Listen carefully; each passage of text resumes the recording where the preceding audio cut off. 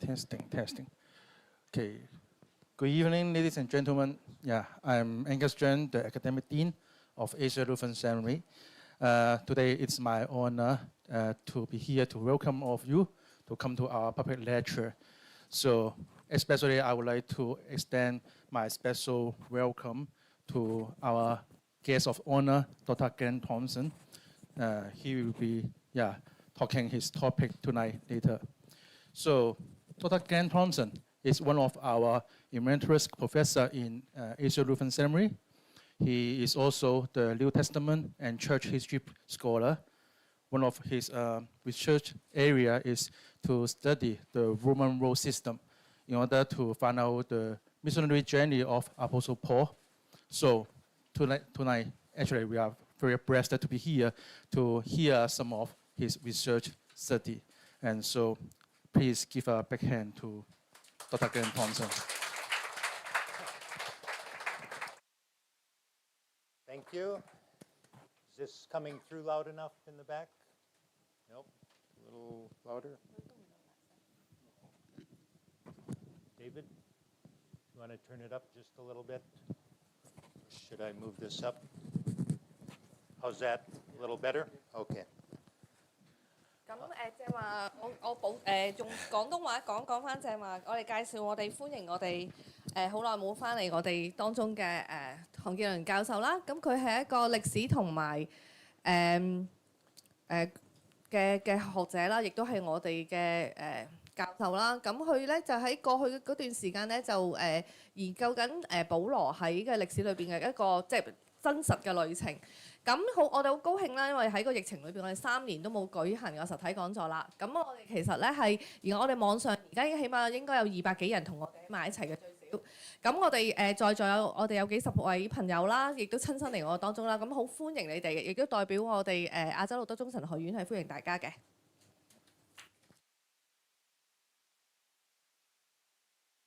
Thank you all for coming this evening.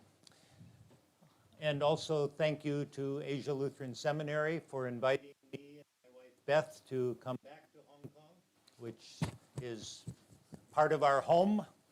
And we have very much missed all of our friends and people here, and I'm very happy to be back for a couple weeks. 咁好歡迎大家今晚嚟到當中啦。咁教授同佢太太好開心亞洲路德中神學院邀請佢翻嚟喺同我哋俾一個講座啦。咁亦都喺當中咧見到一啲老朋友啊、同學啊、朋友啊咁樣，係大家再有機會聚埋一齊咧，係值得高興嘅。So in the back of your Bible, or if you have a Bible atlas, you're going to find pictures like this map. 咁如果你手上聖經或者平時你揭開聖經咧，你會發現聖經嘅背後通常會有啲地圖，就好似而家我哋見到嘅幅地圖咁。And these maps are pretty good. 呢啲地圖都幾好嘅。At showing you where the different cities were at the time of the New Testament. 咁喺呢啲咁嘅地圖咧，就會指示到新約時期啦。咁係嘅城市嘅位於喺邊度嘅。But how were they made? 咁但係佢哋點樣造成出嚟嘅咧 These map makers use more professional atlases, such as this one. 咁繪圖嘅人員咧，佢就要可能用一啲比較仔細啲嘅地圖啦，好似屏幕上嗰個咁啦。This is kind of the gold standard among people who study the Greek and Roman world. 差唔多係等於你研究緊羅馬時代或者希臘時代嘅一啲嘅黃金定律啦，都係用呢啲咁嘅地圖啦。But it costs about $400 US. 咁但係呢個地圖咧就值差唔多400美金嘅。So even I don't have a copy at home. 所以我屋企都冇一個咁嘅地圖。And even though this one was produced in the late 1990s. 咁但係呢個地圖咧就約莫喺1990年之後繪成啦。And it was a great advance on previous atlases. 咁當然比早期嘅地圖咧係更加仔細。But even this one has problems. 咁但縱然呢個地圖都有啲問題嘅。And some of the lines are dotted, which means we're not sure if a road was really there or not. 咁你要見到一啲虛線咧，就係表示嗰條路咧，究竟係咪真係真實存在咧？ And some just end in the middle of nowhere with an arrow saying we think something went further. 咁呢個地圖上面你見到一啲線咧係冇終點嘅，但你會見到個箭嘴，佢話俾你聽，佢估計咧個方向係向呢個方面走嘅啫。And these maps were produced just before GPS technology became widespread. 咁呢個地圖去制定嘅時候咧，就啱啱喺GPS 流行之前製啦。And so I, in 2008, met another scholar, Mark Wilson. 咁我咧就喺2008年咧見到另外一個教授 Mark Wilson at a New Testament seminar in the ancient city of Ephesus. 咁佢係位於喺以弗所嘅一個學院嘅教授啦，新約教授啦。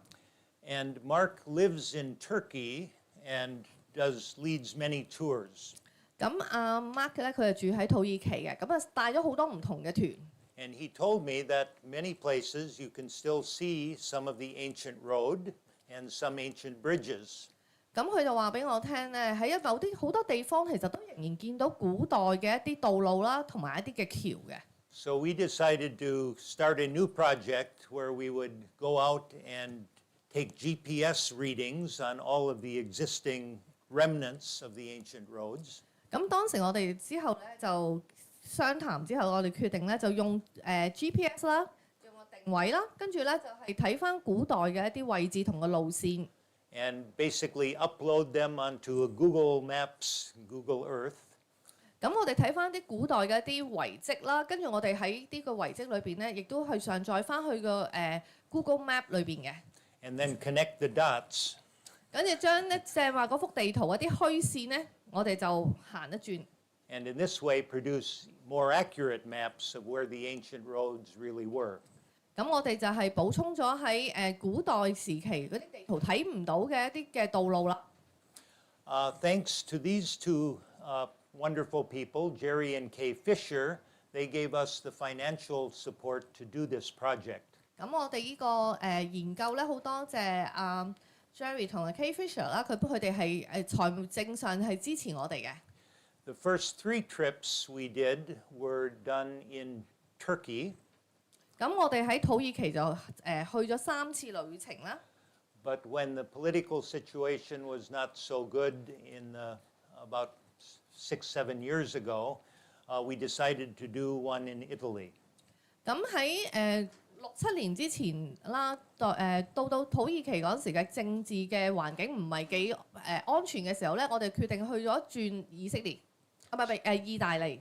So we take a few students and we go out and look for ancient Roman roads and remnants.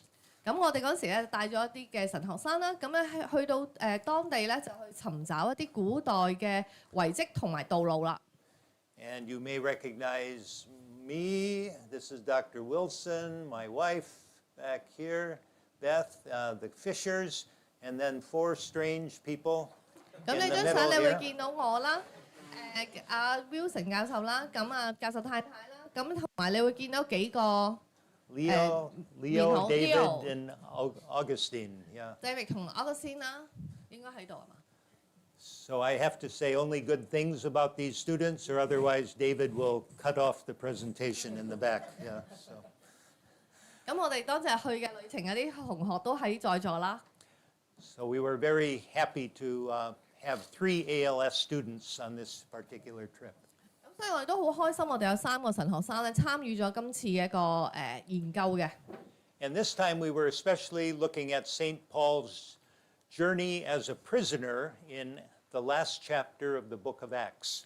咁我哋呢個研究或者今日我哋講座咧，會集中喺使徒行傳最後一章裏邊，就講保羅去被押去羅馬嘅最後嘅旅程。And he sailed along, got into a storm and had a shipwreck, ended up on Malta for the winter. 咁我哋知道咧，佢首先係坐船啦，咁去咗唔同嘅地方啦，咁亦都中間咧見到暴風雨啦，就停咗喺馬耳他嘅。And when spring came, they sailed up to Italy. 咁春天嘅時候咧，佢就繼續航行去到意大利啦。got off the boat and went from there up to Rome, the last 150 miles. 咁所以佢咧就上咗岸之後咧就陸路啦行，就約莫行咗150mile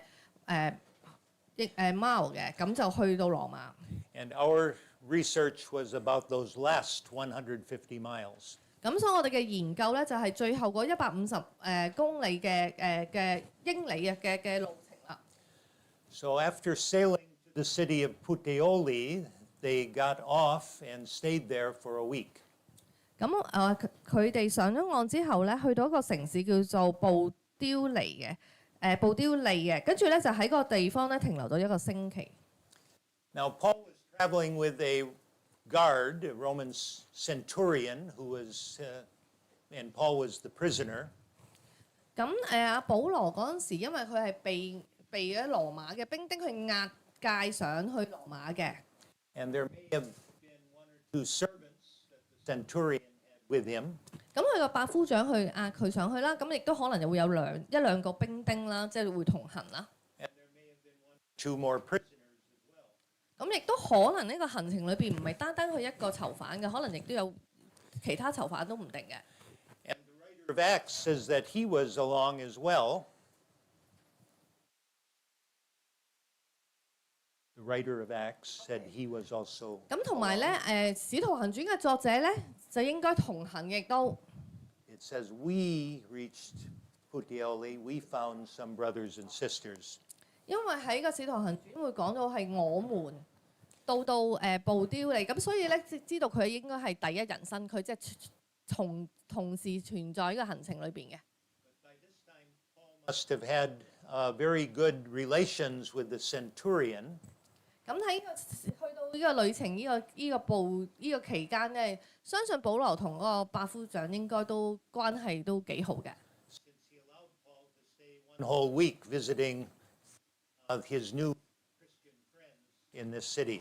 因為我哋睇到佢喺呢一度啦，話佢俾佢喺度住咗7日，咁呢7日裏邊咧容讓到其他嘅佢去見到其他嘅基督徒嘅朋友啦，咁所以相信佢哋嘅關係都唔錯嘅噃。Here you see the city of Puteoli today. Today it's called Puteoli. 咁咧，我哋而家圖上見到嘅照片啦，就係布丟利啦，就係今日我哋現今嘅狀況係咁樣嘅。And so you have your map in front of you to help you follow along as we go with Paul on this trip. 咁所以大家手上應該有一幅圖嘅，呢幅圖咧就係我哋今晚會行嘅行程啦，亦都幫助你有啲了解或者跟住我哋今日嘅蹤跡啦。And in case you fall asleep tonight, 咁如果假設你今晚唔夠精神啊， next fall you can buy a copy of the book instead. 唔緊要，秋季就會教授嘅新書就會上市啦。And it will be in color actually, and we'll have 30 color maps and many pictures that you'll be seeing tonight, but even more. 咁會有幾十幅圖啦，同埋好多嘅彩色嘅照片啦。咁你哋會喺本書裏邊會睇得更詳細嘅。This is the publishing house that publishes Logos Bible software. 咁呢個就係我哋平時用嘅聖經個軟件啦 ，Logos 嗰個出版社嚟嘅。So it will probably appear also in ebook. 咁好可能會喺 Logos 嗰個即係軟件嗰度咧會有呢本書嘅。Now, our only real clue about Paul's route 咁但係我哋真係知道保羅行過嘅路咧 reference in these verses to 2 cities.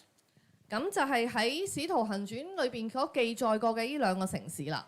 And it says the brothers and sisters from Rome came as far as the Forum of Appius and the 3 Taverns to meet us.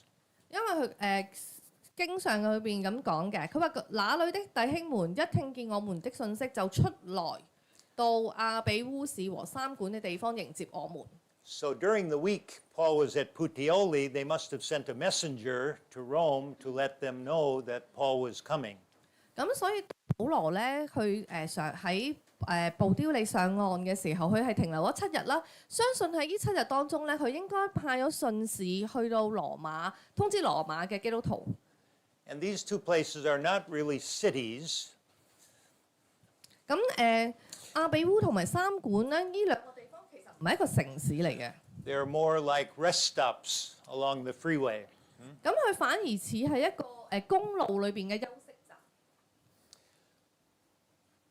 So from this, we know that Paul traveled along the Via Appia because that is the red road you see here, the most famous ancient Roman road. 咁我哋知道阿保羅咧，佢應該咧係行緊古代嗰條亞碧古道，或者叫亞皮亞古道。In Latin, Via Appia. In English, Appian Way. And it's probably not only the most famous road, but the most studied road in ancient world. 咁呢條路咧，呢條古道咧，其實可以話係好多人去研究，亦都係頗出名嘅一條古道嚟嘅。So we were very surprised to find that there were new things to discover and describe about this ancient road. 咁所以當我哋嘅研究裏邊都仍然揾到啲新嘢，都係一個即係驚喜嚟嘅。On the bottom of your handout, you see this chart. 咁喺大家手上嘅地圖裏邊啦，你會見到一個圖表嘅喺下角。And this is our estimation of how long it would have taken Paul to make the journey to Rome. 咁呢個圖表嘅計算咧，就係我哋估計阿保羅佢要行呢個路程裏邊所需嘅時間。Most scholars estimate that an ancient traveler could probably travel about 20 miles walking if they had good roads and not too steep. 咁喺古代一啲學者去研究咧，喺古代嘅時候，如果係道路狀況良好嘅時候啊，一個人咧約莫每一日可以行20里路。And so we use that as an approximate when we were calculating and we thought Paul would take 7 days to get to Rome. 咁如果我哋用呢個行程去計嘅話咧，阿保羅咧約莫用咗7日嘅時間去到達羅馬。Now the first part of the trip is the most interesting in some ways. 咁但係保羅呢段行程嘅頭嗰部分咧，可能都有啲有趣嘅。Because Puteoli, where Paul got off, was the main port for Italy at this time. 咁保羅去上岸嘅城市咧叫做布丟利啦。咁喺當時嚟講咧係一個好出名嘅海港口嚟嘅。But it does not connect with the Appian Way, which passes 20 miles further to the north. 咁但係咧就呢個港口咧就冇連接到去亞碧古道嘅喎，佢距離個亞碧古道約莫20里。So our first research question was, how did Paul get to the Appian Way? 咁所以我哋開始研究保羅嘅路程嘅時候，第一個問題就問啦，佢點樣去到達亞碧古道咧？ Now he could have sailed. 咁首先佢可以有機會係繼續坐船啦。You see the yellow line here. Could have gone up to the city of Sinuessa or up to Minturnae.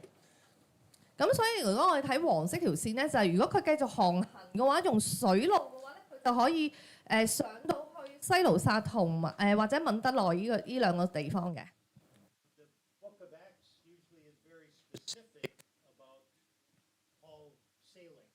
咁但係我哋知道喺《使徒行傳》裏邊咧，每當阿保羅去坐船嘅時候，都會特別注明嘅。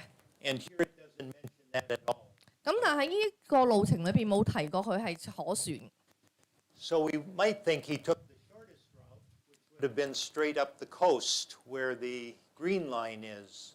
咁所以我哋可以估計佢有機會咧係行一個最短嘅路啦，就係圖上嘅綠色嗰條線啦。But we happen to know from ancient sources that this area was very marshy and did not have a good road.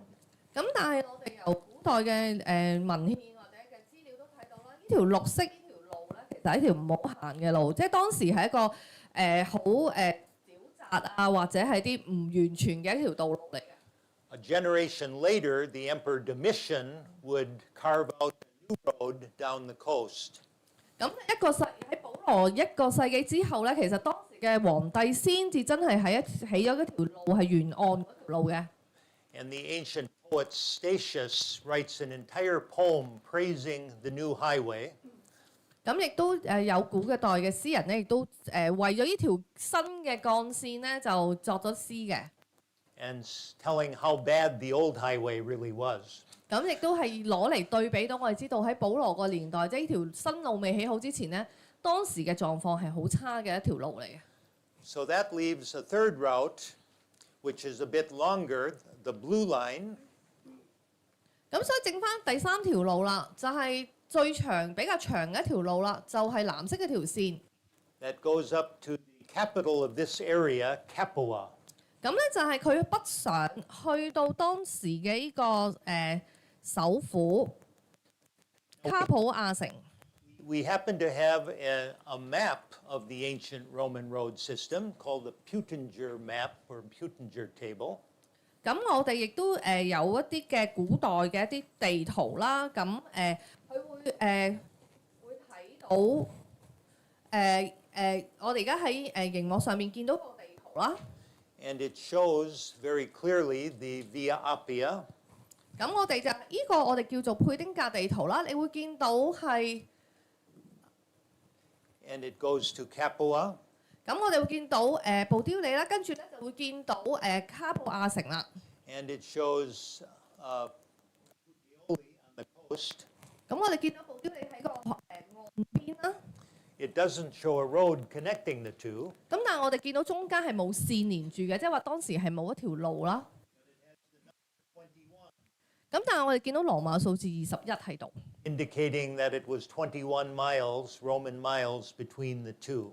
咁所以我哋係標誌咗咧，佢同兩地之間嘅距離係21個羅馬里數嘅。So this is the ancient road, approximately, where that existed when Paul was traveling. 咁而家圖上你見到咧，就有好大機會係阿保羅當時咧會係行嘅一個路線啦。Now you may have heard that the Romans loved straight lines with their roads. 咁你哋可能亦都聽聞咧，羅馬人都好中意，即係起啲大路咧，都係直線嘅。But the first part of this is not much of a straight line. 咁但係你見到咧，我哋頭一部分咧，即係下邊呢部分咧，就唔係一個直線。And that's because there's so many volcanoes in the area around Puteoli. 咁原因就係部丟利附近咧好多火山口啊。Mount Vesuvius is just over here off the map. 因為旁邊嗰個就係蘇維威嘅火山啦，咁佢附近咧就有好多火山地帶，所以會有好多個火山口群喺個地區附近。The road had to weave between the craters. 咁所以佢起路嘅時候咧就起唔到直線啦，佢就要繞過一啲嘅火山口啦。This map from the 17th century shows the road coming up and going right between the craters. 咁呢個就係17世紀一個地圖啦。咁你會見到佢就會當時嘅路就要繞過啲火山口啦。In our book, we have these are all maps from the book. 咁我哋見到嘅地圖其實會新出嘅本書裏邊都會已經包含咗喺裏邊㗎。And we use open street maps as the background, the modern city. 咁我哋咧亦都會用咗現今一個城市嗰個建築同佢嘅圖啊，放咗喺底嘅，讓你可以做一個對比。And then we put the ancient ruins on top. 咁我哋喺現今嘅城市嘅圖上面咧，我哋放咗係古代嘅路線圖。Some of these are visible today, others are not. 咁當中有部分路線咧喺今日嘅路裏邊，你都可以仍見到。咁當然亦都有部分已經係即係唔見咗㗎啦啲路線。But when you take our book along on your next trip to Italy, you can figure it all out. 咁但係咧，當你下次去意大利嘅時，攞住呢本書咧，你就會揾到晒所有路線出嚟嘅。So Paul would have left the city and headed on his way to Rome from the gate right here, the Porta Campana. 咁所以阿保羅咧，佢要離開嘅時候咧，佢首先咧就會離開呢個城咧，由城門開始啦。And we have several things to tell us that this is exactly the right path. 咁我哋會睇到呢條線啦，我哋相信佢係一個好可能佢當時行嘅一個路線啦。We have a set of tombs right outside the city gate. 因為我哋見到城門外咧就有兩批墓葬群嘅。the Greeks and Romans could not bury people inside the city. 因為我哋知道咧，羅馬人咧同埋希臘人，佢哋係唔會喺城內葬死人嘅，所以佢哋嘅墳墓咧一定喺城牆外嘅。But like in many countries today, the rich people wanted to put up a big monument to their dead relatives. 咁但係我哋知道啦，可能啲好有錢人咧，佢哋可能想起一啲好宏偉嘅一啲建築，或者一啲墓葬群，或者家族墓園，即係咁樣嘅墓葬方式嘅。So when you would leave the city, the main road would be lined with big tombs on both sides. 咁所以當時如果你離開城咧，一去到城門以外咧，你發覺主要馬路嘅兩旁咧，都會啲好有錢或者建築得好宏偉嘅一啲墓葬。Here we have a second set of tombs over a mile further out of the city. 咁喺城市外嘅1里路左右嘅地方咧，我哋亦都見到另外一個墓葬群。Showing that there were so many rich people that they had to get good real estate a long way out. 咁證明當時好多好有錢人啦，1里外都仲有啲好靚、好建築好大嘅墓葬啦。The road would have gone right here, and here is the whole group of tombs. 咁我哋見到啦，一條路嘅旁邊咧，都係一啲墓葬嘅墳墓嚟嘅。And here is reconstruction from the air, and you can see they were several stories high. 咁如果我哋喺高空睇，甚至見到一部分佢哋嘅建築咧係有幾層樓高嘅。And just past the tombs, you take a left turn and you come on ancient paving. 咁我哋啱啱過咗個墓葬群，你往右手轉咧，就會見到一個古代嘅路啦。Because of the volcanic material, notice that the road is in kind of a valley with the sides coming up just a couple meters on each side of the road. 咁因為我哋正話都講過係好近火山區啊，咁所以咧係有好多嘅火山爆發啦、火山灰啦，咁所以佢有部分嘅道路咧就會喺兩旁咧就好似啲山谷咁，咁但係兩旁其實係一啲火山灰嘅一啲嘅地勢嚟嘅。But this is typical paving from the Roman period. 咁但係途中你見到嘅行人路就係可以講係羅馬年代嘅典型嘅道路啦。And it extends for about 400 meters. 咁呢一橛路咧仲可以行到400米都仲仍然見到嘅現今。So if you want to walk on the same stones that St. Paul walked on, here is one place you can do that. 咁所以如果你想行啊保羅行過嘅路咧，呢400米就係其中一個你可以踏到去同佢同一塊石磚啦。Then you can stop for lunch at the Villa Elvira. 跟住你可以喺呢個途中呢個地方咧就食個午餐。When they built this restaurant, they found a tomb beneath the ground. 咁因為呢間餐廳點樣特別咧？就係當佢起間餐廳嘅時候咧，佢就發現個地點嘅下面咧就係一啲古嘅墓葬啦，又係。So they put in a glass floor so you can look at the graves while you're eating your lunch. 咁所以咧，佢就喺個發現個墓葬嘅墳墓嘅時候咧，佢喺個地面咧加咗塊玻璃，咁所以你喺上面食飯咧就可以望到下低嘅墳墓啦。This may not seem so good for Chinese people, right? 咁可能對中國人就會覺得有少少有少少忌諱啦，喺個墳場上面食飯。But it happens to be a Christian tomb and have a picture on the wall of a good shepherd. 咁相信呢個係一個咁啱係個基督徒嘅墓，因為喺個牆畫上面咧會見到係有牧羊人嘅一啲嘅圖畫嘅。And you can see they also use it for a wine cellar. 咁你都見到佢甚至攞嚟收藏紅酒啊，做酒窖添喺地底。Here I want to point out this paving on the side. I'm sorry. You see this work here with the kind of diamond shape? 但依幅圖唔係嗌大家注意啲酒啊，要注意係埲牆。埲牆有咩特別咧？就係你見到下低一啲即係混凝土上邊咧，有啲網狀，我哋咁樣睇好似一個菱形啊嘅一啲嘅牆嘅色嘅圖案咁樣。This is a facing for the concrete beneath it, and it's called opus reticulatum by archaeologists, which means network. It looks like a net, a fisherman's net. 咁呢一個咧喺啲建築學家去叫做咧，其實佢當時嘅人咧就起咗埲牆之後咧，裝飾外邊嘅牆面。咁呢個咁嘅好似一個網，我哋叫網狀嘅建築咧，就係好典型嘅建築。所以所有個名俾建築學家叫咗個名啦。And it only was used from about 50 before Christ to 150 after Christ. So it's very useful for dating. 咁我哋點解會覺得呢一個建築咧？往後你都會留意點解咧？原因咧就佢呢個好流行喺幾時會用呢種嘅建築方式咧？就會喺主前50年到主後150年呢200年期間嘅建築咧係非常流行用呢種裝飾嘅牆面嘅。So remember this term, opus reticulatum. It will be on the final test. Okay? 記住呢個字啦，因為睇下你有冇聽書啦。As we go further up, and we're still only 2 miles outside the city gate, we come up to a place called Monte Spata. 咁我哋繼續往北行啦，咁其實只係多咗1里路左右，即係距離嘅城門咧只係2里路，去到呢個地方。And I don't know, are we able to dim a little more or not? The light up here, okay. Here you can see what happens is the road goes through the northern face of the crater. 咁我哋會見到去到呢條路咧，就會去到嗰個火山口嘅北面啦。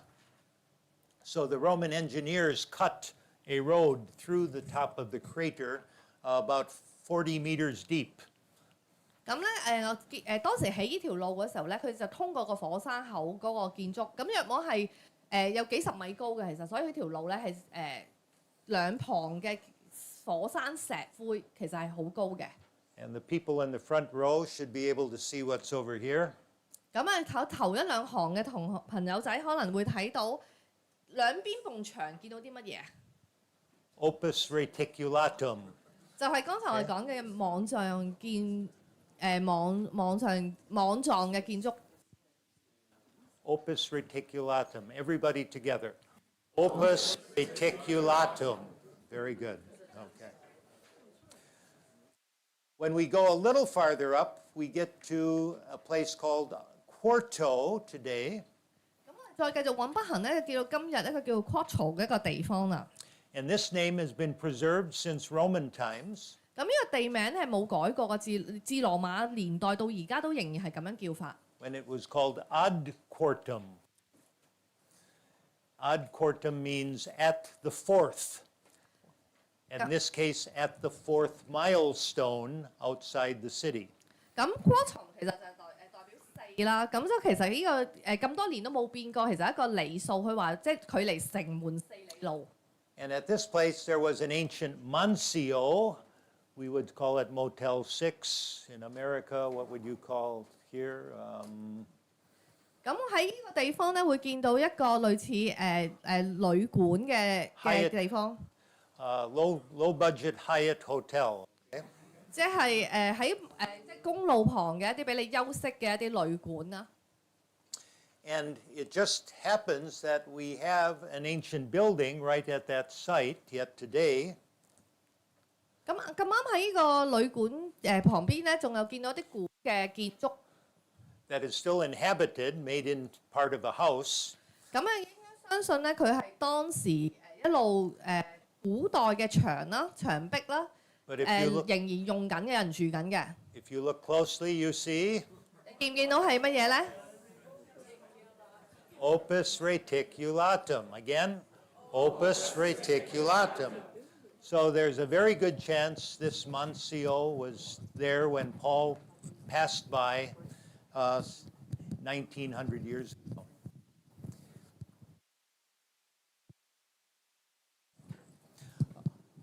A bit farther up, we have the next place called Koopa Orlando. 咁去到下一個地方咧，我哋會見到一個叫做 Koopa Orlando 嘅一個地方啦。This is the last part of the volcanic area. 咁呢個係個火山區嘅最後一個點啦，去到。And again, the ancient road went between 2 cliffs of volcanic material. 咁我哋仍然睇到個路咧，就兩旁都仍然係一啲火山灰嘅物料啦。for about 1 kilometer. 大約1公里左右。 And if you look closely along the way, 咁但係你望下埲牆側邊係啲乜嘢？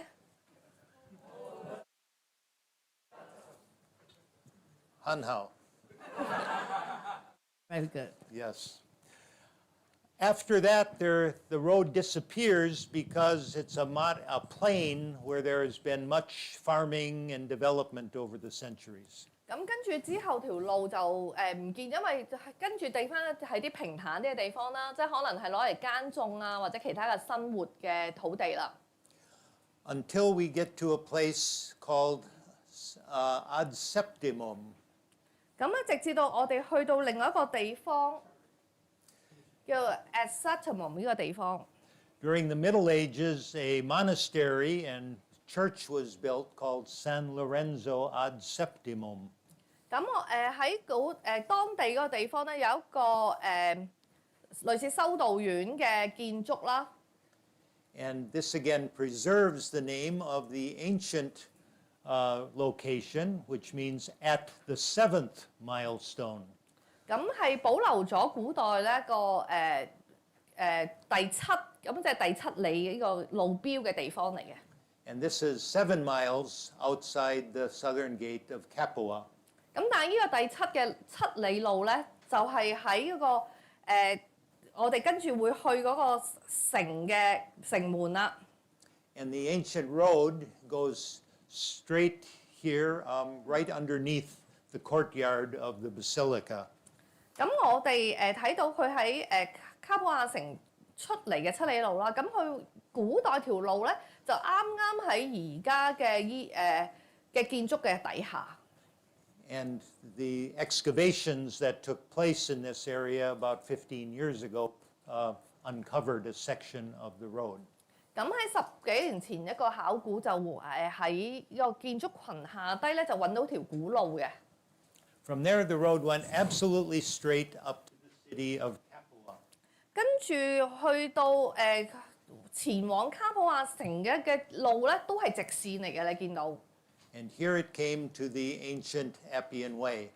咁就會去咗見到我哋古代個亞碧古道啦，連接翻亞碧古道啦。And here again you see how the ancient walls of the city were rectangular. 咁你喺個圖我哋會見到咧，古代嘅城啦就係一個方形嘅一個城啦。And Paul would have come from along this Via Consularis up and joined the Appian Way right here.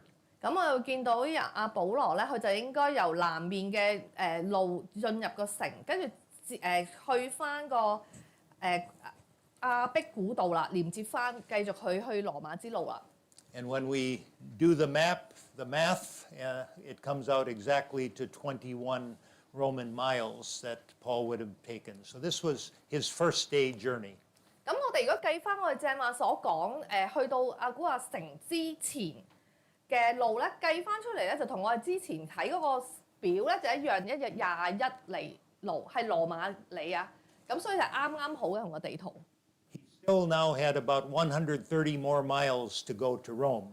咁我哋見到啦，如果佢行咗21里路嘅話，佢應該仲有130零里嘅路咧，先去到羅馬嘅。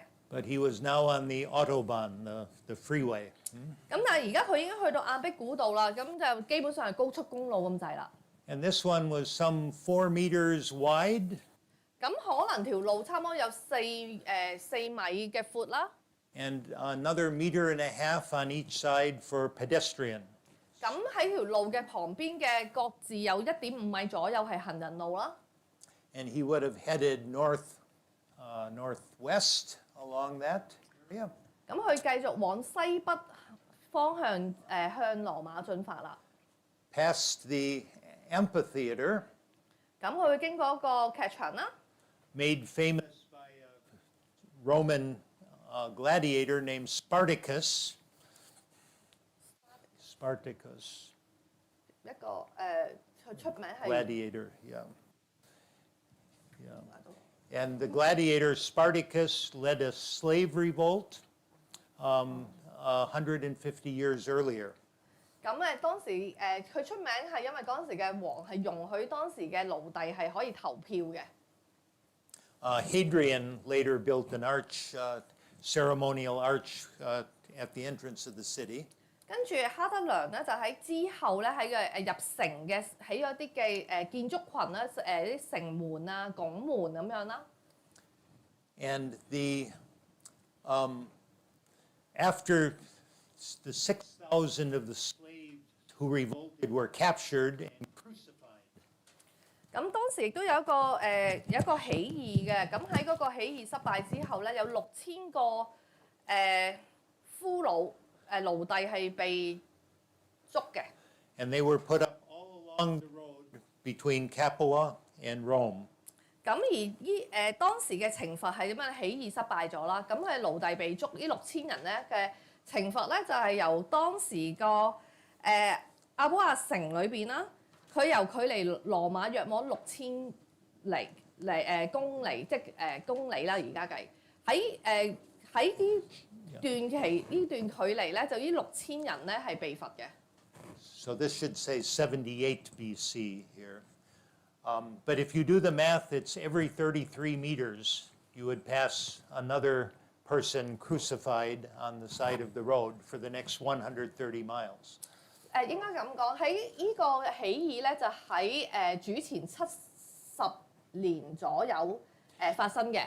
而當時嗰6000人咧嘅懲罰係點咧？佢哋係會類似係被釘喺柱上。咁由呢個城咧，距離羅馬我就係講係約莫130羅馬里數噶嘛。咁以6000人咧就喺平均嘅路裏邊咧就被處死嘅。We don't know how many of these crosses were left by Paul's time and how many bones were still hanging there. 咁你可以想象喺而家羅馬去羅馬嘅路中咧。咁呢條路咧，阿保羅行緊呢條路咧，佢係好新嘅記憶咧。佢見到之前不久有6000人喺度釘十字架咁樣，好似即係釘死嘅喺條路中間。咁而保羅行緊呢個路裏邊嘅時候，你諗下佢嘅心目中，唔知當時有冇石頭木留低喺度，或者會唔會有啲骨頭或者即係死屍嘅，即係仲有啲停留喺個路中間。但係我哋可以想象，阿保羅係知道呢6000人死喺呢條路上。Okay, you're going to have to shorten your explanations a little bit. Okay. But Paul must have thought about this. He heard the story, obviously, as he was traveling along, and of course he was going to go to get judged in Rome as well. 咁所以當佢聽到呢件事嘅時候，佢亦都知道自己將會去羅馬受審判啦。When he gets to the next city, Castellinum, he had to cross the big river, and up till World War II, the Roman bridge still existed there. 咁保羅佢繼續前進去緊下一個城市嘅時候咧，佢當時咧會經過一條橋嘅，而呢條橋咧喺第二次世界大戰之前咧仍然存在嘅。But it was then destroyed, and so a modern one crosses the river today. 咁但喺第二次世界大戰嘅時候，呢條橋咧就被毀啦，咁所以咧係之後重建嘅。The next 20 miles were across the most fertile farming land in all of Italy. 咁跟住之後嗰20里路咧，就會係經過啲羅馬係好肥沃嘅一啲嘅農田。And so there's no trace of the ancient road because farmers have long destroyed that. 咁所以我哋係揾唔到佢路嘅蹤影嘅，因為農夫耕種嘅時候，可能條路就已經揾唔翻啦。我哋 The most famous wine in Roman times was made here. 咁而喺最出名嘅羅馬年代嘅啲紅酒咧，就係產自呢度啦，葡萄酒。Falernian wine. And when Paul crossed that all in one day, he would have passed several other mancios or Motel 6s along the way. 咁喺呢條路中間咧，佢應該都有啲中間一啲嘅旅館都可能會停過嘅。And it came straight across to the coast where it has to go around a mountain range here to proceed up towards Rome. 咁可能佢要喺個路裏邊咧，佢要經過一啲嘅山勢啦，按住個山勢去翻個岸邊嗰邊，再繼續往羅馬行。Just before you get to the coast, there was another rest stop, the Pagus Sarklanos. 咁當佢差唔多去到海岸之前咧，會有另外一個休息站嘅。And we know the approximate place because of a few aerial traces that you can see from the air. 咁我哋喺俯瞰圖裏邊咧，我哋約莫估睇到個地方嘅。And because when the Romans took over the area, they centuriated it, which means they surveyed it and laid it out hectare by hectare. 咁因為我哋知道羅馬人去佔領嗰個地方嘅時候咧，佢咧就會去睇丈量嗰啲土地，咁佢就呢個地方就會睇到佢嘅土地嘅分割情況啦。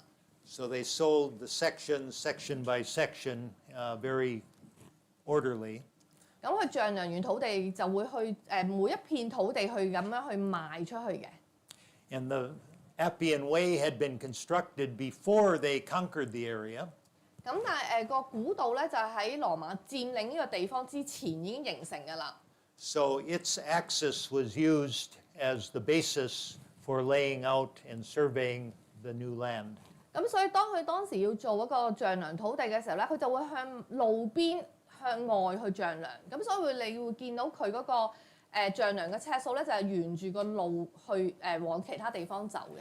So just before we get to the coast, we have this Motel 6 that was excavated about 20 years ago.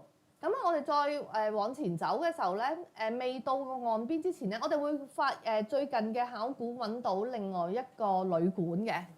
And they found some paving from the Via Appia right here. 咁我哋亦都去揾到一啲步道啦，即係古代嘅一啲嘅步行嘅路啦。And even a side road where the two connected. 咁亦都揾到另外一條支路啦，咁佢哋有個地方連接嘅地方嘅。And I'm standing just in that spot when you take this picture. 咁啱教授就企咗喺兩條路嘅連接點啦。And if you look, I'm smiling very much. 咁見到教授嘅幅相係幾好笑容嘅。But this was taken when my hip was dislocated on this spot in an accident. 咁但係其實影呢張相嘅時候咧，就啱教授發生意外嘅，咁就整親嘅，所以佢係等緊And I'm waiting for the ambulance to arrive. 所以等緊救護員嚟接佢嘅。And then I am one of the few people who actually have had a ride on the ancient Appian Way. 咁所以咧，其實我應該係教授嗰陣時咧，係一個少數人可以喺古道裏邊被載走嘅人。About 100 meters on the stretcher to get to the ambulance. 咁約莫係100米嘅距離啦，咁但係距離嗰個救護車，咁但係其實你諗下，佢係啲石頭嘅路嚟嘅。Exploring Roman roads is very dangerous. 所以證明到咧，去發掘一啲古羅馬嘅道路咧係好危險嘅。So then the road comes around right along the coast to the town of Sinuessa. 咁所以當條路咧繼續向接近海邊嘅時候， You can see the mountain and how the Roman colony was put here to protect the road from people coming into Roman territory. 咁所以你見到因為有個山區啦，咁所以咧當時要去呢個西路撒呢一邊嘅時候咧，就會繞過咗個山勢先可以繼續行直路嘅。And just south of this city, another stretch of paving exists. 咁喺西路撒嘅南部啦、南邊啦，都會見到個羅馬嘅嗰條古路啦、行人路啦。From Sinuessa, we go through 4 other cities before we get to the plain below Rome. 咁我哋喺西路撒再要經過4個地點啦、4個市啦，先會去到羅馬嘅平原嘅。And our ancient map gives us the distances along the road between these cities. 咁喺古羅馬嘅地圖，我哋會睇到呢4個城市裏邊嘅中間嘅距離啦。And we also have 2 ancient itineraries. These were travelers who recorded where they stopped along the way and how far it was between the ancient places. 咁我哋都有啲古代有啲旅遊嘅日記啦，咁佢亦都係記載咗呢幾個城市裏邊之間嘅距離。This one was done in the 2nd century during the time of the Antonine emperors. 咁一個咧就喺第2世紀嘅時候所記錄嘅啦。And this one was a pilgrim on their way to Jerusalem in the 4th century. 咁另外一個記錄咧就喺約莫係4世紀係去耶路撒冷朝聖之旅嗰時記載出嚟嘅。Now we tried to combine looking from Google Earth and maps with actual on-the-ground research. 咁我哋亦都做研究嘅時候，我哋都會睇谷歌地圖啦。And during 2020 and 2021, I traveled about 8 or 9 times between Rome and Puteoli. 咁喺2020同2021之間啦，咁係教授就係往羅馬同布丟利咧係行咗9次。But only on Google Maps. 咁但係用谷歌地圖行嘅。So I was very excited when I saw this. 咁所以當我見到真實條路嘅時候，我見到呢度嘅時候好緊張㗎，好興奮。So you see the modern city, the modern road here, but look right here, and you can see a section of the ancient road right next to the modern road. 咁所以喺呢幅圖嘅時候咧，我睇到現今一條道路啦，喺旁邊咧就似乎一條古代嘅道路嚟嘅，一條喺馬路邊。你見唔見到條好似類似石嘅一個記錄咁啊 See? So we were very excited to go here and see it. 咁我好興奮諗住係一條古代嘅路啦，點知去到 And when we got there, we found it was just the drainage ditch here. 點知去到現場嘅時候咧，原來見到只係一個引水道嘅一部分啫。So this shows why you have to use both the Google Earth and on-site to check what you're seeing. 咁所以由此證明啦，我哋除咗用Google 嘅地圖睇之外，我哋都要去實質去到當地。We next came to the city of Minturnae. 咁啊，跟住我哋就去到下一個城市啦，敏特內啦。Where the road crosses another river. 咁一條路咧，亦都經過另外一條河嘅。And then goes straight through the middle of the Roman Forum of this particular city. 咁而係個路咧，亦都經過一個古代羅馬嘅廣場。And because this is an archaeological site, it's still very well preserved. 咁因為嗰個廣場咧都係一個考古嘅地點啦，咁所以咧佢保存得幾好嘅。And just at the far end, where it continues outside the city, 咁啊，去到最尾條路嘅尾段咧，就會見到係啱去到個城嘅外邊啦。we have a wonderfully preserved aqueduct. 咁而城外嘅呢個位咧，就有個引水道咧，係保存得好好嘅。With over 150 arches, it keeps going for several kilometers. 咁差唔多有150個拱門係幾公里嘅連續咗。And you can see how the Romans brought water from the mountains down into the city on the plain. 咁呢個引水道俾我哋睇到羅馬人係點樣喺高山一啲地方點樣將個水引到去城市當中。Past Minturnae, we come up to Formia. 咁去離開咗敏特內咧，我哋就會去佛米亞呢個城市啦。And there we find a Roman fountain with some of the ancient paving. 咁我哋揾到一啲羅馬嘅一啲噴泉啦，同埋一啲嘅路啦。And just on the far side, about here, we find this magnificent big tomb called the Tomb of Cicero. 咁喺呢個地方外邊咧，就會又揾到另外一個好大嘅建築，但係係一個墳墓嚟嘅。And then we find actually 2 ancient milestones. 咁喺個路中間咧，我哋揾到2個里程，即係里程碑啊！真係計里程嘅碑。So just the same way as today, along major highways, they have mile markers. They did in Roman times also. 咁就好似現今啲公路啦，可能喺某個地方話俾你聽啊，仲有係幾多里嘅里數嘅地方。咁古代羅馬都係咁樣做。In Turkey, over 1,500 of these have been found.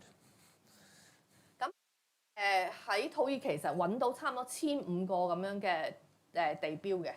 And anywhere there were Roman roads, we have found these existing mile markers. 咁其實好多嘅羅馬嘅路咧，都會仍然會揾到呢啲咁嘅石碑嘅。But usually they're not found in their original location. 咁但係咧揾到佢都未必係佢原本應該係位於嘅地點嚟嘅。These 2 mile markers are usually thought to be in their actual location alongside the modern road.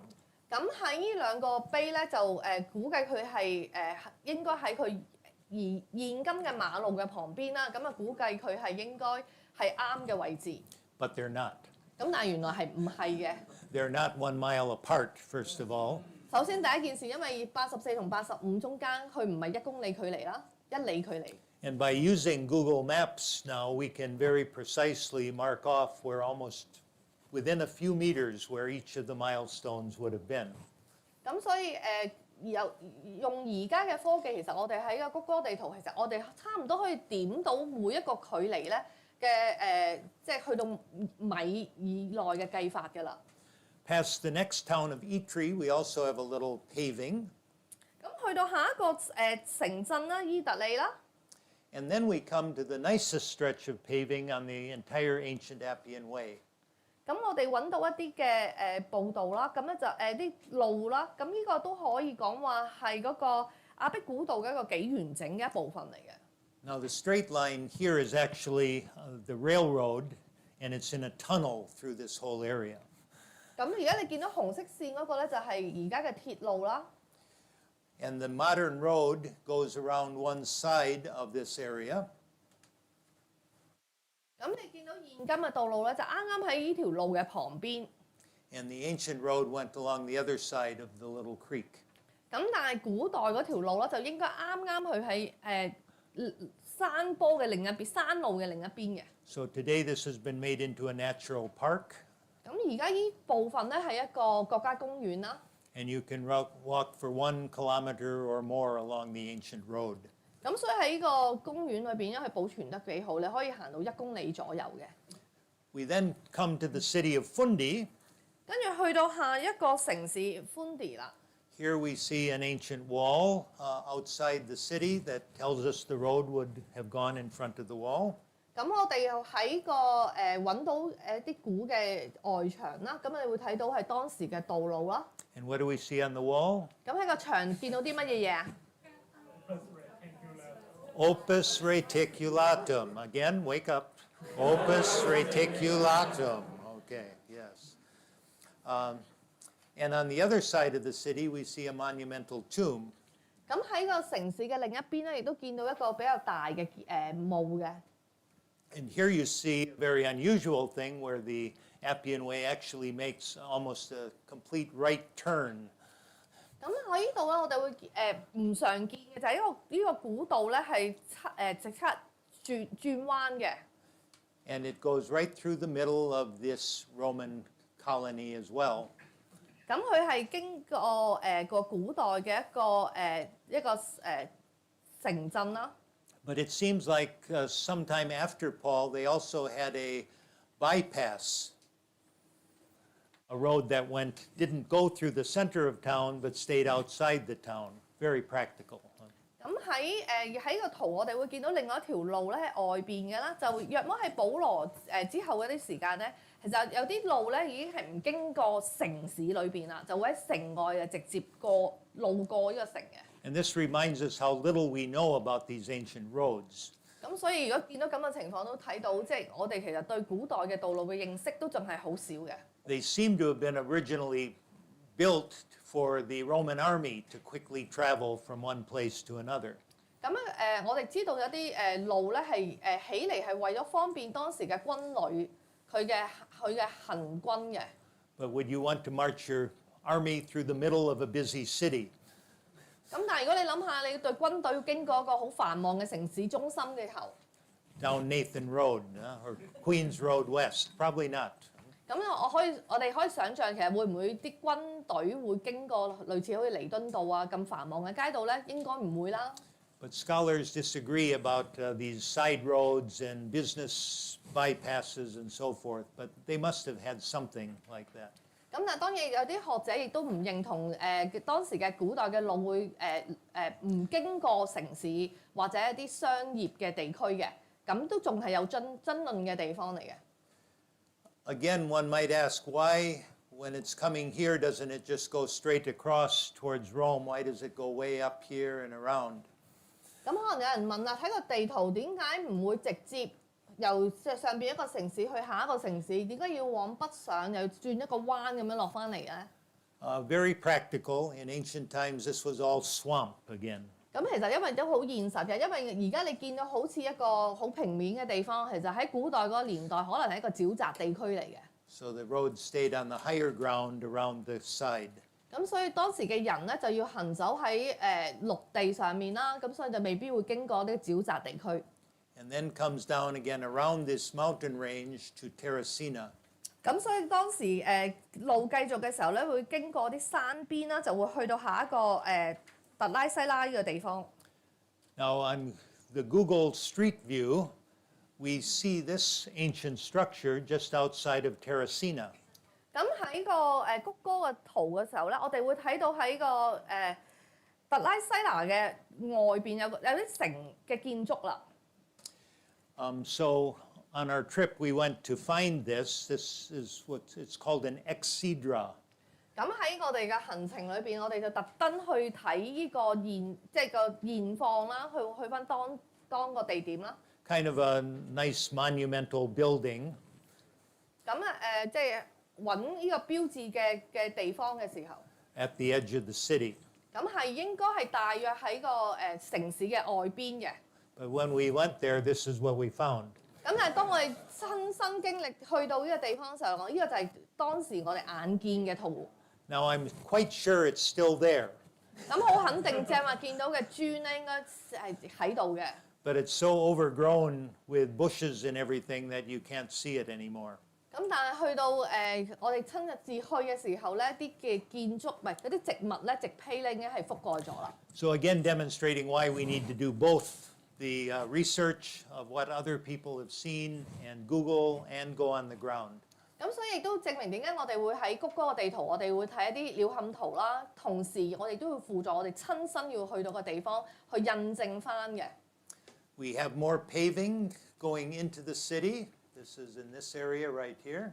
咁我哋會繼續睇到唔同嘅路啦。And then going right through the middle of the city square, we have more paving. 咁去到個城市嘅中心嘅時候，我哋會睇到更加多嘅古嘅路嘅。And then the road comes out the other side and down into the valley right here. 咁係出咗城之後啦，條路繼續啦，去到另外一個山谷嘅地方。A huge marsh right in this area. 咁係一個好大嘅一個沼地嘅地方啦。And the next 20 miles to the north is all marsh to the east. So, yeah. This area here is all marsh. 咁所以會睇到沿岸嗰邊嘅路咧，我哋都會經過好多一啲嘅沼地嘅地方。Paul still has 63 miles to go to Rome. 咁去到呢一度啦，保羅佢仲有約莫63里嘅路要行。And here you see the Romans' preference for straight lines.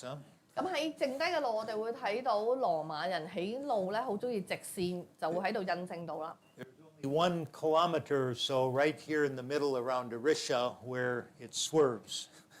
咁係只係啱喺最尾亞里西里嗰個地方，有1公里嘅路咧，唔係成直線嘅啫。And this area still exists and is still the longest straight road in all of Europe. 咁呢段路咧，其實係而家都仍然喺度嘅，差唔多可以講話係歐洲裏邊最直嘅一條路啦。But the first 20 miles from Terracina to the north was so swampy that they dug a canal right next to the Via Appia.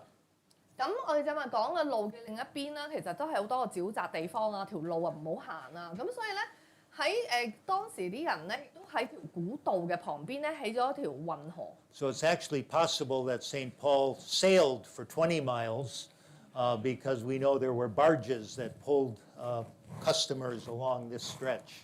咁我哋都可能相信有機會，保羅會喺呢20里路裏邊咧，坐呢個運河，即係沿住路咁樣繼續佢嘅行程。Along here we find more milestones. 咁喺呢條路裏邊見到更多嘅里程碑啦。And finally we come to the Forum of Appius mentioned in Acts.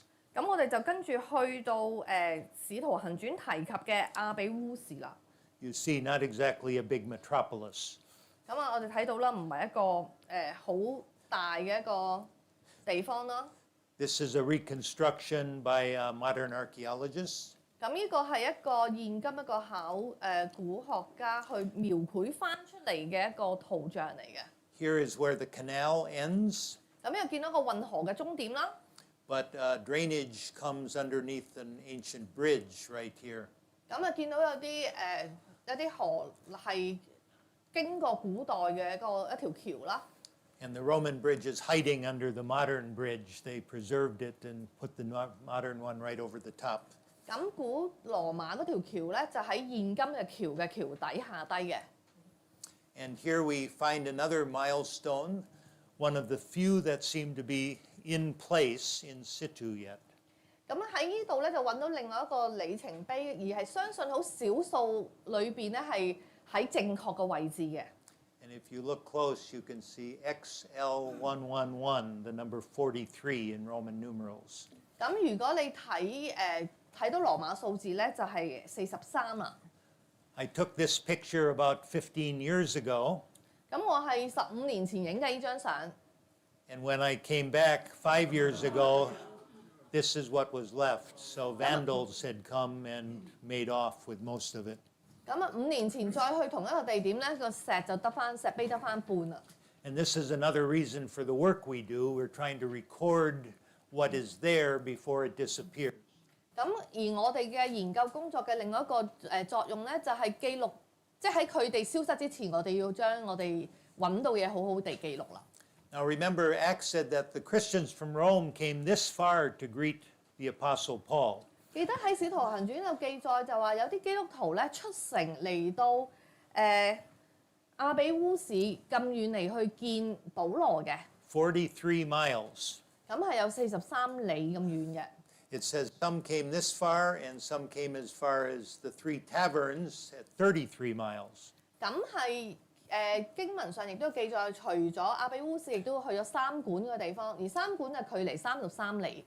I think this is the older Christians came this far and the younger ones went 10 more miles. 咁好可能就係年長啲嘅基督徒咧，就去到33里路就停咗啦。咁啊後生啲嘅咧就可以行多10里路啦。But you can see why Acts says that Paul was encouraged by this. 咁你會睇到使徒行傳呢個記載就係保羅都好受感動嘅，係得到鼓勵嘅。It really showed how eager these people were to meet Paul. He had never been to Rome before. 咁而睇到，因為保羅佢仲未去過羅馬，而係羅馬裏邊嘅基督徒咁殷切咁去見佢咧，所以佢會好感動。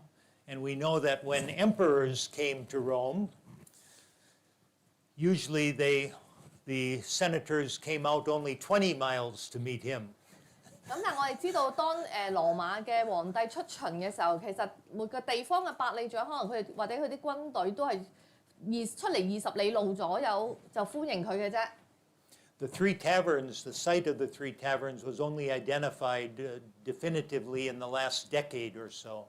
咁而三館嘅地方咧，就約莫喺過去嗰10年左右咧，係考古發現嘅。And this seems to be even smaller than the Forum of Appius. 咁而相信個地方咧係比亞比烏市更細嘅三館。The name means the three inns. 咁三館就即係可能標誌到係3個旅館啦。But now we've found at least one of them.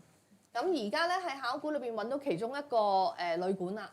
But it probably was by an ancient intersection too. 咁亦都可能喺古代嘅一個交匯處裏邊。And they might have had competing establishments at different parts. 咁所以會可能喺唔同嘅嘅區份裏邊咧，就不停即係佢互相係競爭緊啲顧客咁樣嘅。So this is a picture of the modern archaeological excavation there. 咁啊，途中就會睇到現今個考古嘅發掘到嘅情況。Between here and the next 10 or 15 miles, we have a little more paving.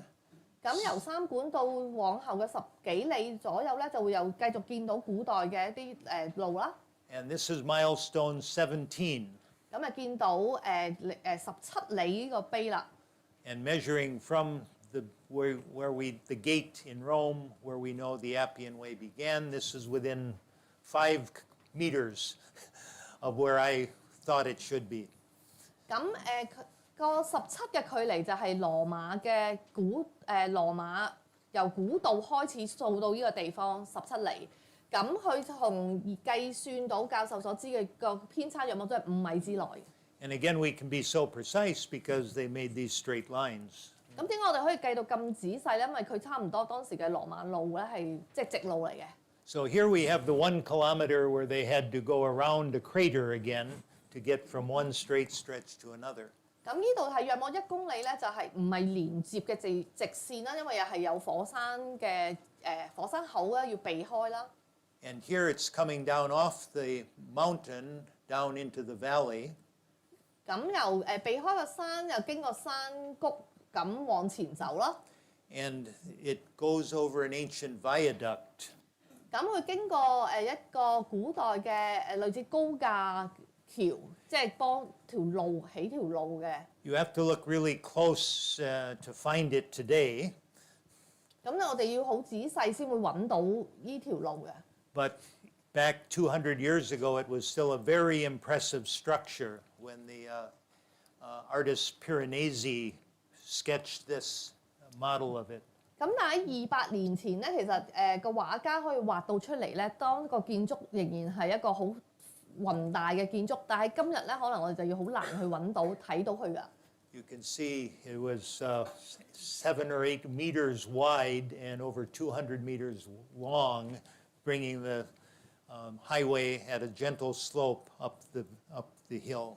你會睇到佢約莫7至8米闊啦，就差唔多200米長，去即係類似好似而家啲高架路咁樣，墊高啲馬路。Past more monuments, we get to the last straight stretch, and in this old photo you can see it going by one of the volcanic lakes, Lake Nemi. 咁我哋喺呢個舊嘅照片咧，要睇到啦，佢係一條路啦，係旁邊係有啲火山口、火山湖喺度嘅。And we have many, many monuments now between here, the last few miles outside of Rome. Tombs, big tombs all along. 咁因為而家越嚟越接近羅馬，所以會喺個餘下嘅道路，我哋會見到好多墓葬嘅一啲嘅建築。But by this time, Paul was getting very tired and thirsty. 咁去到即係旅程嘅好後半段啦，咁啊保羅已經好攰啦，去到。So I'm quite sure he stopped at the McDonald's Via Appia. 我覺得可能咧，佢就會停咗喺呢一度嘅揾一揾阿麥當勞。Yes. The McDonald's was built here right along the Via Appia just 10 years ago. 咁呢一間麥當勞咧，約莫10年前起嘅。And the straight line of the Via Appia continues here. The modern road starts veering off to the side. 咁我哋會睇到個亞碧古道嘅時候咧，就會係黃線嗰條直繼續延伸啦。咁喺去到某個點嘅時候咧，你發覺現今嘅路咧就有少少偏咗啲嘅。So the old road is disappeared. It's underneath the modern road on this part.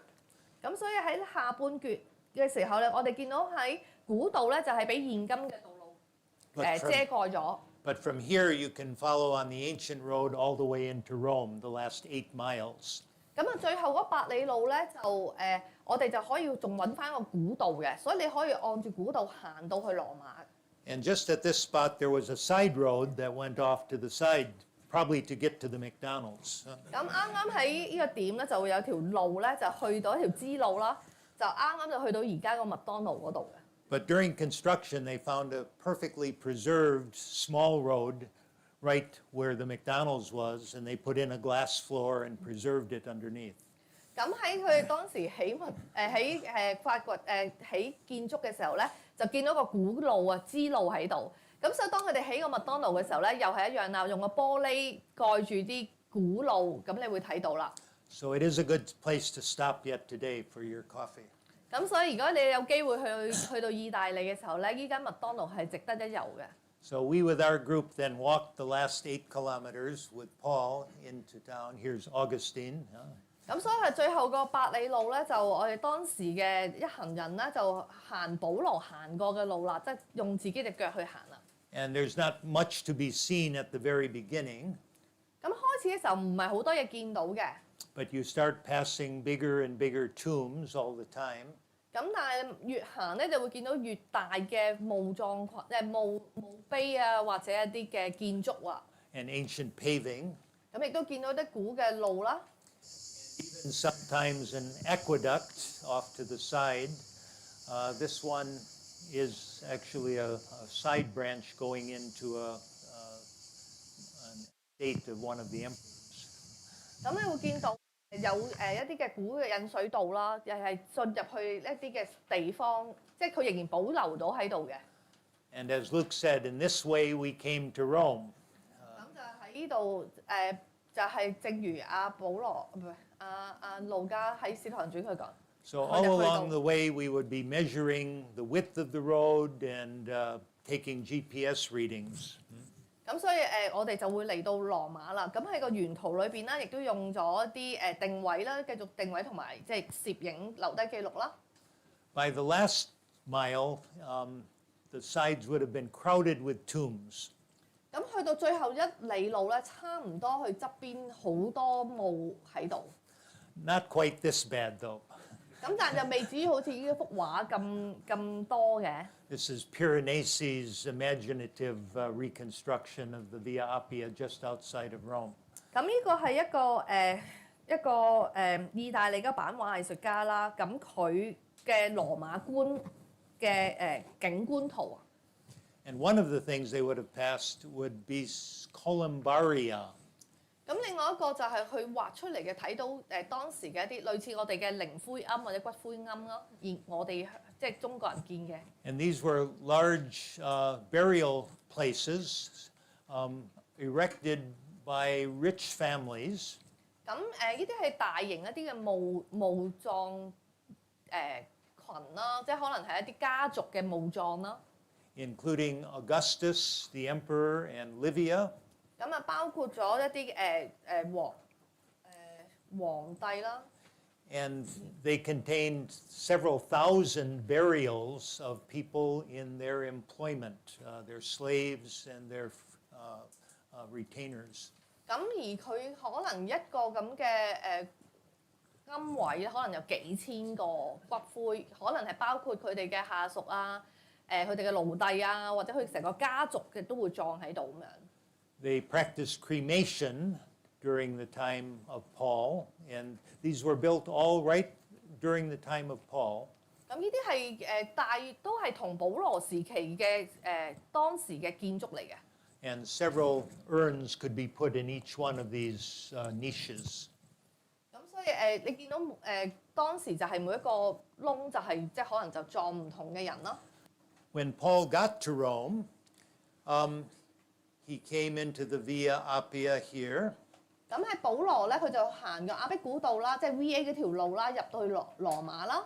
And I think he probably didn't go the last couple 100 meters on the Via Appia into the Porta Capena, where the Via Appia begins. 咁但係我相信佢最後嗰幾百米咧，就冇入到去個城門嘅。But he probably went this way because this is probably one of the places where the soldier might have taken him to hand him over to the authorities. 咁反而我哋會估佢咧係會喺側邊一個地方咧，就係嗰啲士兵押送佢嚟咧，就會去交俾下一站嘅士兵嘅地方。The Castra Peregrina was where the foreign soldiers had their main headquarters in Rome. 咁就係一啲外來士兵嘅一個報到處嚟嘅。Or he may have been taken directly outside the city wall all the way up to the Castra Praetoria. 咁咁佢亦都可能咧係沿住城外啦，咁啊帶到去另外一個地方啦。This is where the emperor's bodyguard and the main army post was in Rome. 咁係而嗰個地方咧就係可能係一啲守衛居住即係佢哋嘅辦公嘅地方。And walls from that area still exist today. 而我哋正話睇圖見嗰個部分嘅城牆咧，係而家都仲喺度嘅。And then he was handed over and put in custody for 2 years. 咁喺經文我哋都見到啦，阿保羅去到羅馬嘅時候咧，佢係有2年時間嘅喺嗰度。I think in the shipwreck, probably all the papers having to do with his trial were lost. 咁可能佢嚟到羅馬嘅時候可以受審啊，或者一啲嘅文件唔見咗啦。So they had to send back to Palestine to get copies. 咁有機會係因為一啲需要咁啊，可能要去翻巴勒斯坦地攞翻一啲文書啊咁樣。And then they waited for the accusers, the officials, to come to be part of the trial, and they never showed up, probably. 亦都可能係因為佢被告啊嘛，咁啊指控佢嘅人可能亦都冇嚟到，咁所以變咗佢嘅案件就未受審嘅。So he probably had to stay in a hotel for a few weeks. 咁可能佢因為咁咧，就居住咗喺啲旅館啦、旅社啦幾個禮拜啦。But then it says for 2 whole years he stayed in his own rented house. 咁啊經文又講過，保羅佢有2年時間住喺佢自己所租住嘅地方喎。Which would have been in one of the apartment blocks called insulae that they have in Rome. 咁亦都可能咧係當時羅馬佢租住一啲嘅公寓啦。And we happen to know that the contracts always started in June. 咁咧我哋知道原來當時嘅羅馬咧嗰啲租約咧通常由6月開始計嘅。Paul traveled up here probably in March or early April when the sailing season started. 咁我哋正話講過保羅嘅最開頭嘅旅程係首先係坐船嘅。咁我哋預計佢坐船約莫係春季，約莫係3月4月之間啦。And there are various places in Rome that claim to be where Paul stayed. 咁所以喺羅馬咧有唔同嘅地點咧，佢就話自己係當時羅馬保羅租住嘅地方。Like this one along the waterfront. 咁其中一間正話嗰幅圖咧，就係喺都係話係保羅租住嘅地方啦。But all we can say is what Luke says at the end of his book. 咁但係我哋睇到啦，路加喺佢《使徒行傳》最後係咁樣記載嘅。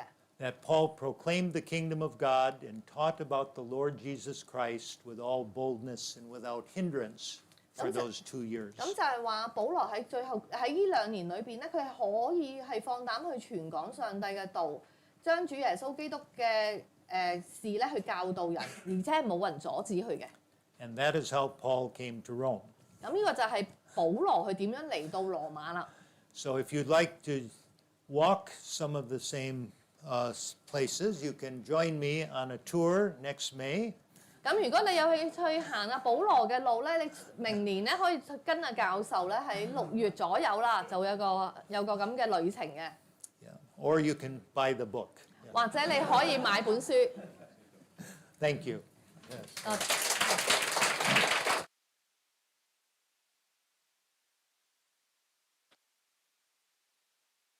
So thank you, Dr. Thompson. Yeah, I think it's really amazing that you have this lecture here, and also thank you, Yvonne, for excellent translation. So, but it's not the end of this lecture. This is the Q&A session. So, if any one of you want to ask question, you can raise up your hand. 咁發問時間。Yes. Yeah, was this route via Puteoli to Rome forced upon Paul because of the shipwreck? Because he got as far as Crete, I think. Wouldn't the natural route have been to cross from Dyrrhachium, Dures, to Brindisi, i.e. on the east coast of Italy, and then go up to Rome that way? That would have been one option for him to have gone the entire route of the Via Appia. But sea travel was easier than land travel, and so it's hard to know. But It's just, he travelled along the southern coast of Turkey for a bit. right, And then he goes south to Crete, and then the wheels fall off and he gets that Right. He's blown ashore in Malta. But going down to Crete suggests perhaps that he was going to take the western route to Puteoli. Possibly, but Crete would have been a normal thing also, yes. The only thing is that it seems to have been the southern coast of Crete, not the northern coast. And that, yeah, but the wind and the weather was so bad that we're not quite sure what the captain was thinking when they, took that route. But it may well have been not his Right. chosen route at all. But Yeah. circumstances.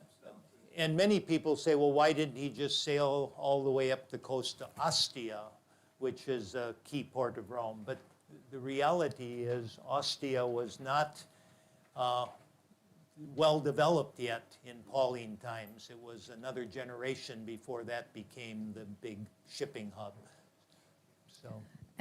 正話嘅朋友問咧，保羅咧，正話我哋所介紹嗰段路咧，就喺亞碧古道嘅中途行亞碧古道嘅。咁我哋嘅船咧過咗去嘅時候，咁朋友就問點解佢唔由其實我哋正話去嗰個城咧，即係佢北上啦，去亞碧古道嘅其實係條古道嘅中間點嚟嘅。點解佢唔係行船行去最第一起點過咧？沿住咁路行咧，咁教授就講話有可能，不過就係因為當時保羅坐船，我哋聖經有講過，當佢去到哈里特島啊附近、馬耳他附近係有風暴嘅，咁所以其實行船唔係一個容易嘅事嚟嘅，咁所以佢未必會向土耳其直接行船過到去意大利，而係沿住我哋聖經所講克里特島克里特島同馬耳他即係嗰條路線啦。咁另外一樣嘢咧，亦都朋友亦都問點解佢唔會去咗另外一個羅馬時期 Ostia 呢個港口咧，直接搭船過去咪快咯，咁加快去到羅馬咯。咁但係教授就講話呢個港口其實係一個好近羅馬嘅港口，不過咧應該係保羅時期後1個世紀之後咧先叫完善嘅港口。所以喺保羅嘅時期，其實呢個港口未係一個即係完善嘅港口，所以唔似係一個選擇咯。Another question in the back. Yes. So I have two questions. The first question is, you mentioned that you use two itineraries for this research. The first one is the itinerary of Antonius, and the second one is the Jerusalem itinerary. Yeah. So the first one is not a Christian document, whereas the second one is a Christian document, right? Yeah. So I wonder in the second one, that is the Jerusalem itinerary, does it mention anything about this journey of Paul? That's my first question. Okay. 翻譯下個朋友仔嘅問題先啊。咁咧就話喺我哋嘅教授裏邊咧，曾經有講過2個旅行日記嘅，一個就係安丁尼嗰個旅行日誌啦，計到個距離啦。咁似乎係一個非基督徒嘅記載。咁另外一個日誌咧就係去耶路撒冷嘅日誌啦。咁當然都應該係基督徒嘅所寫啦。咁就問教授喺嗰個日誌裏邊有冇提過呢個旅程？ No. 係冇提過嘅。My second question is, so during the late antiquity and also the Middle Ages, do you know anyone who showed similar interest in doing what you have done? 咁另外一條問題就係喺依個保羅嘅路線就係即係距離而家差唔多2000幾年啦。咁但係中世紀裏邊有冇人好似教授咁對呢條路線有興趣？有冇作過一啲研究咧？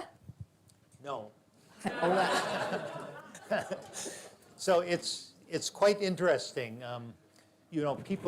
There was a lot of interest in visiting Paul's tomb and Peter's tomb and going to holy places, but following the itineraries of the travels do not seem to have been of interest to anybody up until the 19th century.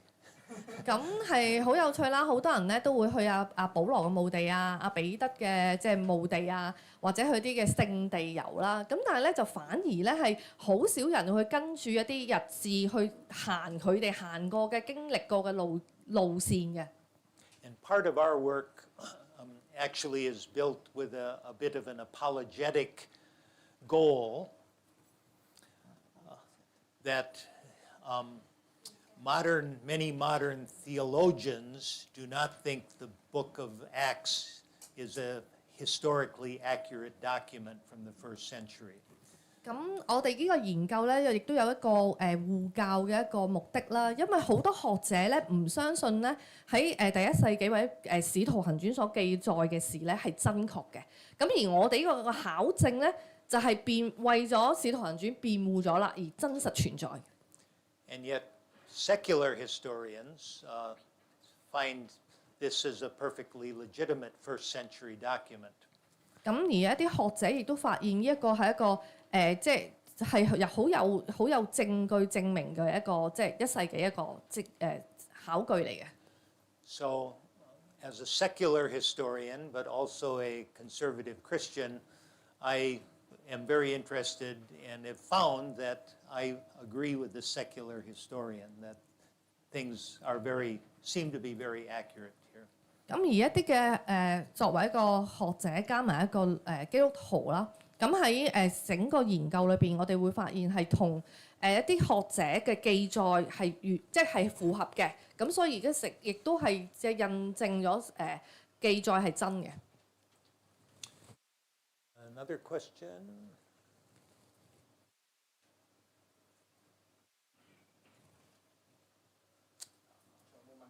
仲有冇問題？ Thank you. Thank you, thank you all to come here tonight. It's amazing night. And one notice if you have bought the book and have not yet to have the signature of the professor, you can just after the lecture you can run in to do the signature on the book. And if you want to have further conversation with him, just come to Dr. Thompson. And I think he is very good to answer all the questions. And I hope that you enjoy tonight and also. 大家如果未買咗書未俾教授簽名咧，就趁呢個時間啦。咁另外一樣嘢咧就你都可以繼續去同佢做交流啦。咁我都希望大家係咪我哋幾年冇做過一個咁嘅大講座啦？不如我哋同教授影翻張合照好嗎？ Oh, you okay.